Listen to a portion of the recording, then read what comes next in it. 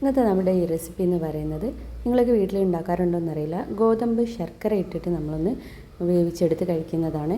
അതിന് വേണ്ടി നമ്മൾ ഫസ്റ്റ് തന്നെ ഇപ്പോഴത്തെ കാലത്ത് മിക്സിയിലാണ് ഇതൊക്കെ അടിച്ചെടുക്കുന്നത്. അതുകൊണ്ട് നമ്മൾ ഒന്ന് ഗോതമ്പിൽ കുറച്ച് വെള്ളം ഒഴിച്ചിട്ടൊന്ന് തിരുമ്മിയെടുത്തിട്ട് അതൊന്ന് മിക്സിയിൽ ഇതുപോലെ ഒന്ന് അടിച്ചെടുക്കുകയാണ്. അതിൻ്റെ തൊലിയൊക്കെ കളയാൻ വേണ്ടിയിട്ടാണ്.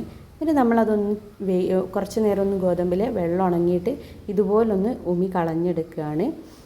എന്നിട്ട് പിന്നെ നമ്മൾ ആ ഉമി കളഞ്ഞെടുത്തതിൽ ഒരു 2 മണിക്കൂറെങ്കിലും നമ്മൾ കുതിർത്ത് വെക്കണം. അപ്പോൾ ഫസ്റ്റ് കുതിർത്ത് വെച്ചിട്ടുണ്ട്.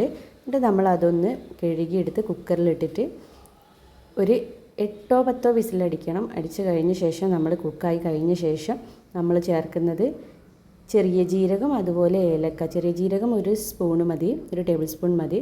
പിന്നെ ഏലക്ക ചേർത്തിട്ടുണ്ട്. പിന്നെ ചെറിയുള്ളി, അതുപോലെ തേങ്ങ. ഇനി നമ്മൾ ലാസ്റ്റായിട്ട് ചേർക്കുന്നത് ശർക്കരപ്പാനിയാണ്. നമ്മുടെ മധുരത്തിനനുസരിച്ചുള്ള ശർക്കരപ്പാനി കൂടിയാണ് ചേർത്തത്.